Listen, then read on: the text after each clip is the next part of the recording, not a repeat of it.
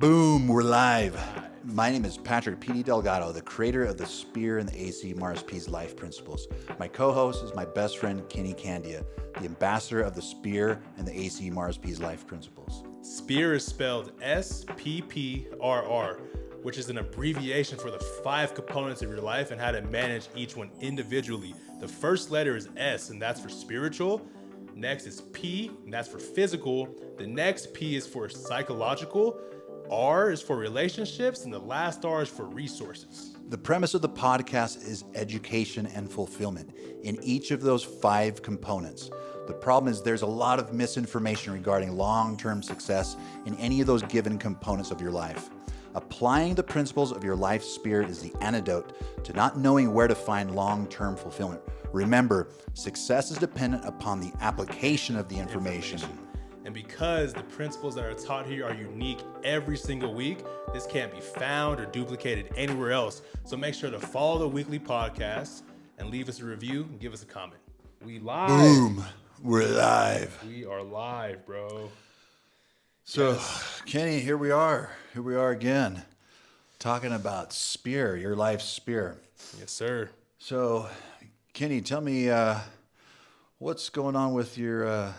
we're right now to the second principle or component of SPEAR, which is the physical. Physical component. It's my Physical favorite component. component. It's my favorite component. No, but each of the components are equally as important, but you can have favorites, and physical is my favorite because that's when you actually see physical results. You can see you've been working out. You can see, you could tell, right? So, and it's just, and it's the most fun one for me. Physically, I have been going hard to get into the single digits of body fat, and I think I'm there now. Like 5 weeks ago, I tested, I was 10.4% body fat. So I think I might be like 9.8, maybe. Like hopefully I haven't tested yet. So that's something I'm really been working on. But physical is super important to your psychological health. It's linked to a lot of different aspects of SPEAR, and physical is my favorite one, like I said. How about you, Patrick? I know that you know, we see each other at the gym damn near every day. You're going there with your wife, doing a whole bunch of different stuff, doing backflips at the gym, you know. No. Backflips, headstands. No, my wife does do some headstands. Yeah. She does at the gym. I'm still working on mine. And that actually is part of something that I'm sure a lot of people have heard about, which is Wim Hof. So one of the components of Wim Hof is not just the breathing, but the cold, and then you have the stretching and some kind of yoga positions.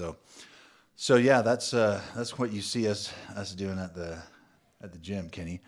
But yeah, the physical component is so important, so important. Here's the reason why: because first things first. Remember we talked about AC Mars P's. First component is action. So there's a reason why after spiritual comes the physical component.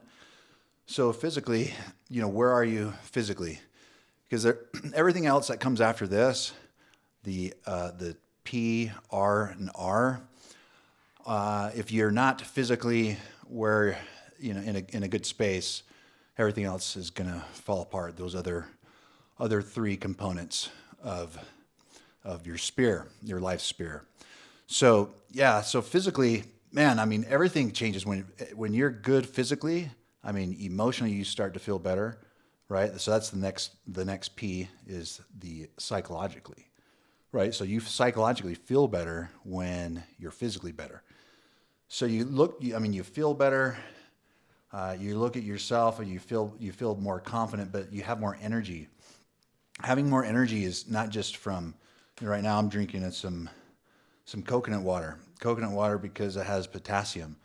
And so everything, you know, I don't need to tell you, already know that everything you put in your body is what you're made of, right? And so over the years, man, I've had a lot of fulfillment when it comes to the physical component, and not just doing it for myself, but also helping others. And I've trained hundreds of people and have taken them from obesity to, they're now training other people. So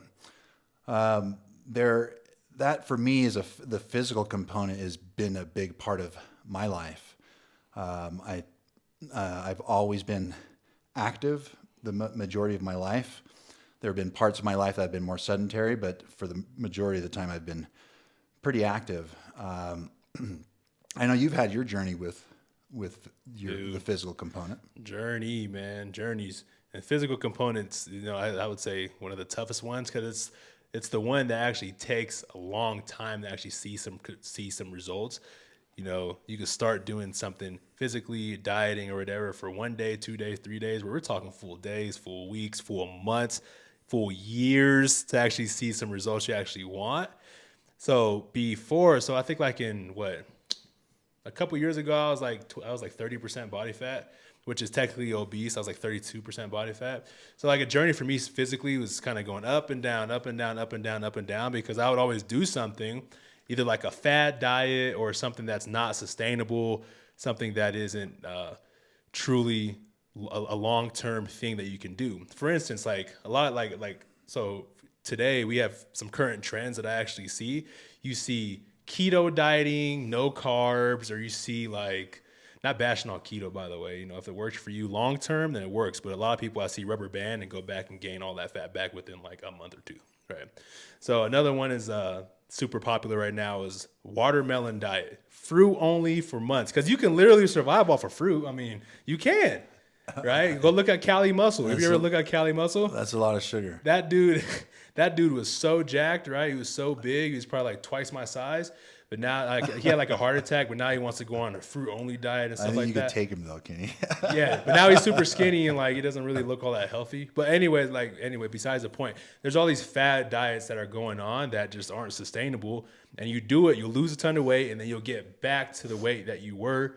And you got to start from square one. You did all that crap. You put yourself through all that torture, and it doesn't work out. So that's kind of the stuff that I would do. Like I tried Nutrisystem before. I did keto on my mission. I did Nutrisystem, keto, like no carbs, losing 10 pounds in a week. I've done like bodybuilding stuff.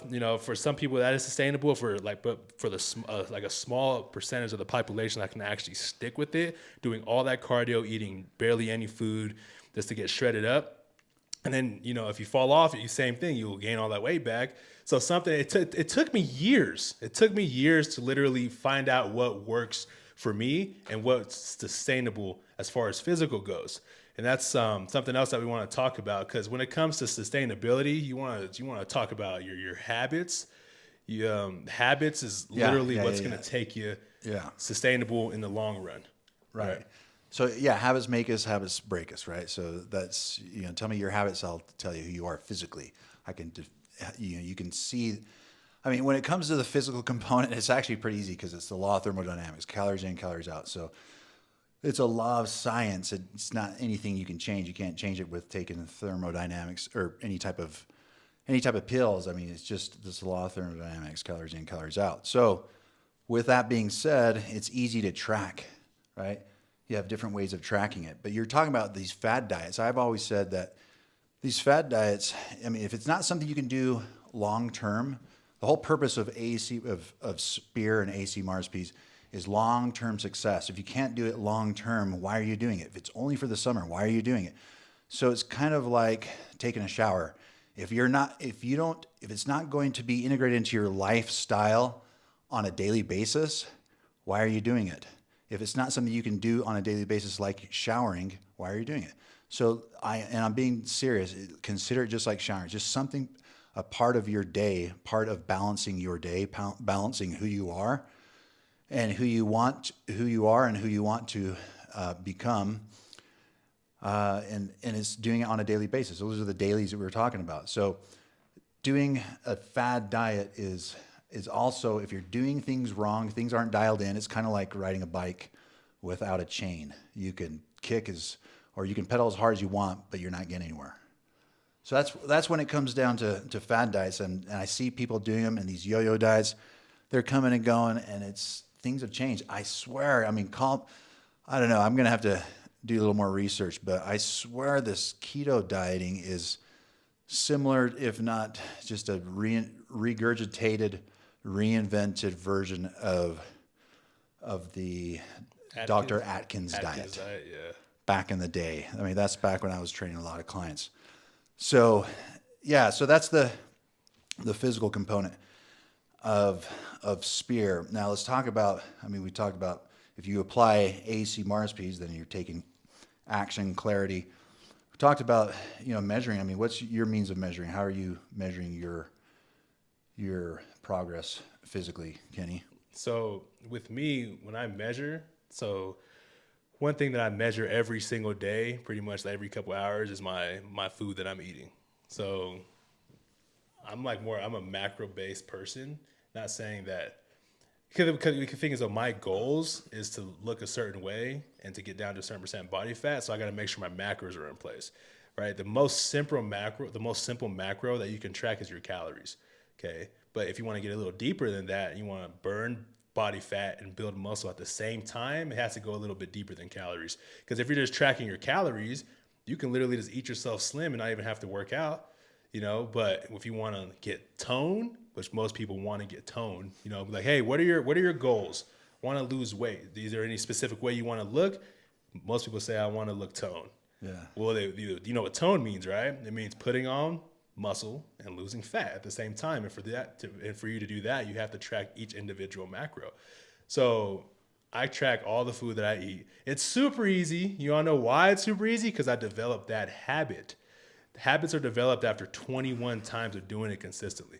So when you go to tracking and measuring, you want to make sure it's a 3-week thing that you have to do. You have to do it. Like, there's no way around it. Like, you literally have to do it. You have to develop a habit. So you want to make sure you're going to the gym for 21 times, 21 days.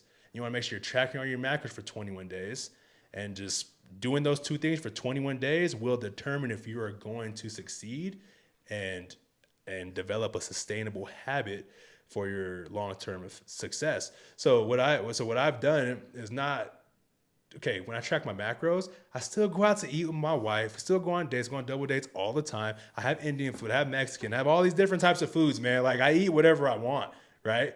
But I track that stuff, right? But when it comes down to your fundamental health, I kind of put sugar out. Like, I got to limit sugar because it's just not healthy for you. I could still eat within my limits and have a lot of sugar and still not be that healthy, right? So I just cut sugar out, and I pretty much just eat whatever I want. But I track everything that I eat. It sounds redundant, but I don't care. If you want to be lean, that's what you have to do until you develop that habit.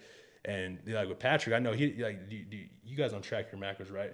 You guys kind of have it dialed in enough. We do it based off of portions. Yeah, portions. When you've done it long enough, you get an idea of, you have your circle of foods of what you're going to eat on a regular basis. Most people think that they eat a gigantic amount of different various foods, but when you break it down, you actually track your foods, you realize that you're actually only eating a certain amount of variation of proteins and carbohydrates in the morning and afternoons, evenings. So it's pretty easy to track. So it's one of my favorite, and because it's so easy to track your progress. What it comes down to is, in each one of these components in your spear, your life spear, it's either growing or it's dying. It's just like a family. We talk about relationships. It's just like a family. It's either growing or it's dying. It's like anything, a plant, a church, any type of organization, a business. You're either growing or you're dying. Every single one of us, we're oxidizing our bodies by breathing each and every day. Yes, we're getting closer to death each and every day, but what is our quality of life? That's the question. We may be getting closer, but what's our quality of life as we go along our life's journey? So, so now let's talk about, so your means of, so that's how you gain clarity, right? You're measuring, your goals are measurable, and then accountability. Accountability. Let's talk about accountability. It's like one of the most important ones right there. Because when you say, like, for instance, I'll give you a prime example. So this is the main reason why people get trainers is not just for like information or how to work out. See, me right now, I'll still get a trainer. The reason why I ought to get a trainer is to learn different things at the gym and to also help me stay accountable. Because accountability is something that it's kind of priceless, but you could pay somebody to do it. Or like I have Patrick here, or I have my wife here and make sure I'm accountable. I stay accountable to the times I'm going to go to the gym. I stay accountable to my macros. So right now, me and Patrick, we're on we don't eat any sugar. So we're constantly keeping each other accountable, because that's a hard thing to do, man. Like sugar is addicting. It's like a drug. But the thing is, though, it's not bad if you do it in moderation. You know, that's not a justification right there, but it's not really that horrible, right? But it could be bad, very, very bad for you. So it's something that we want to stay away from as much as possible. So we just keep each other accountable. It's easier to do when you keep each other accountable. So that's one of the things that'll help you be more sustainable in your dieting or your lifestyle. Your lifestyle. Take back Right, that. right. Dieting, no dieting, lifestyle. Right. So no matter what you're doing, I mean, as long as you're making progress, you're progressing further than you were yesterday. So it's small and simple things, great things come to pass, or another term would be small incremental gains on a daily basis. Gains. Yeah. Likes gains, right? So that's the physically. So I mean, I don't know. We can get into to breathing. There's box breathing. There's different types of breathing, but it's all different methodologies to get your brain into a certain rhythm, certain cadence that you're able to relax and be in a state of mind that you can gain clarity. So I personally like to practice. I've been practicing Wim Hof for the last 7 years. What is actually what is Wim Hof? So Wim Hof, Breathing, right? yeah. So you start out with breathing. So breathing is the most primal thing that we do. It's part of, we say that water is important. That's important, but oxygen's the most important. God breathed life into us, and so without oxygen, without breath, we don't have anything. And so, it's one of the most important things. So, when you're able to control your breathing, so for example, women go through birth, giving birth, and when they're giving birth, one of the things that they do is breathing, certain types of a sequence of breathing. And so what that does, it helps your brain, your mind, and your body be in connection and really be able to withstand and overcome the painful circumstances that you're in, right? So the amazing thing about that is it's not just physical, but it's also psychological. So there's a psychological pain that we're able to overcome. At the end of the day, right, pain it's all subjective, and it's all relative. And so is what's painful to you may be uncomfortable to me, or vice versa, right? And so our pain tolerance is different. And so on a daily basis, just like you're exercising your physical body, when you're breathing and you're controlling your breathing and you hold your breath by doing Wim Hof, part of it is you're holding your breath, you're overcoming what you previously believed you were able to do by holding your breath, sometimes longer, but not just holding your breath, but one of the amazing things is you're over oxygenating your body, the cells of your body, so your brain included, and so you gain an extreme clarity, and it's a form of meditation. And for me, like I said, I've been doing it. Changed my life about 7 years ago, and when I started practicing Wim Hof and started running again, and I didn't think I could run again at that time. So I have a herniated disc. So now that we're on the topic of the physical topic, I have a herniated disc, and so I have degenerative disc disease. So it's extremely painful for me to have repetitive running and that last vertebrae, L4. It's close to, not the last, but close to the end, L4, L5. It's just vertebrae upon vertebrae, and so because of that, it's really painful. And so I didn't believe I could run long distance again, and so I started practicing Wim Hof. I was also going through psychologically painful part of my life, and so I began practicing Wim Hof and had amazing breakthroughs physically and mentally. And so I've continued it, and I've shared it with as many people as I can. And my brother's done it. He's he has cancer. He's told me and has shared, and I want to have him on the podcast, by the way, and have him share his experience. But the experience that he shared with me is that it was a life-changing experience doing Wim Hof while going through his cancer treatment. So, and so I've shared it with a lot of people. I've shared it with some people with PTSD, some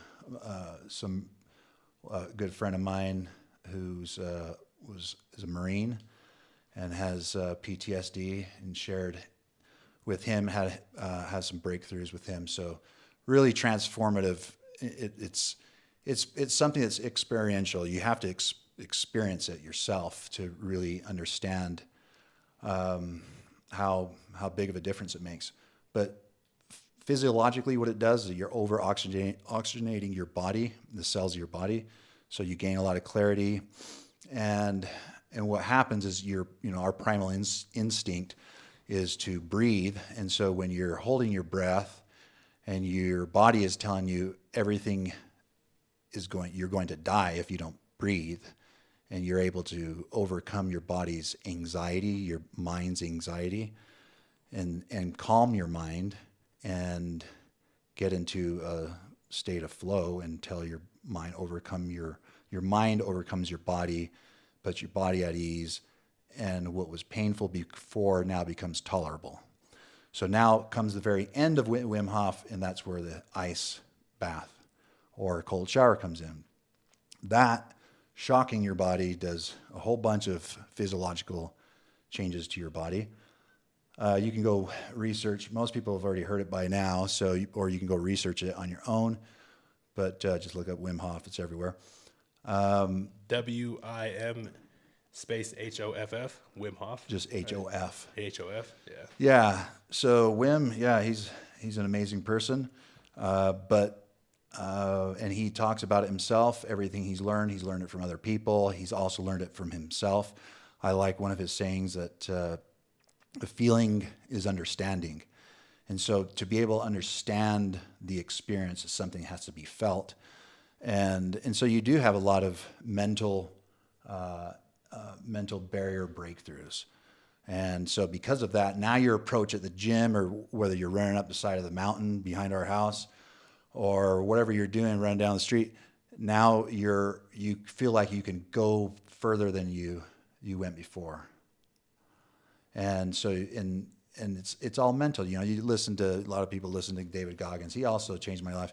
Right around the same time of Wim Hof, I started listening to David Goggins about 7-8 years ago. And so I saw that our pain, all pain is mental. All pain is mental. And how much is tolerable, and that's up to each and every one of us, and how we tolerate or how we manage that pain, because we can't erase pain out of our lives, but you can manage it. And so I manage my pain. I've never had any surgery. I don't take any drugs or anything for my back. And I have degenerative disc disease, and it's painful, but the cold, along with stretching and staying physically fit, and then also having enough water, all of that just takes, I rarely feel pain in my lower back because of it. So that's Wim Hof in a nutshell. That's the best way I can explain it. And if anyone wants to try it, you just go ahead and reach out, and more than happy. We have a lake close by, and that lake freezes over here within the next couple months. So we can do that. So Wim Hof is actually ties pretty well to your psychological. And psychological is the next P in Spear, and that's actually the next episode of where we're actually going to be going over next time. So you got to tune in next week and listen to the psychological and how to improve yourself psychologically. Mental health is super, super important. That's super crucial because a lot of people are struggling with mental health today, simply because of the fact that there's a lot of stuff going on in the world. It's hard. Life is hard. Life's tough. And not only that, we have all this technology to where we're not blind to what's going on in the world. And you can see it. You can see it all everywhere right in front of you. And that's something that we've overcome too. and are not struggling in that area. Not saying that we don't struggle in that area sometimes, like everybody does, but we're able to get past it and stay strong. So psychological, the next P in spirit. That's our next episode. So make sure you guys tune in. Tune in. Boom.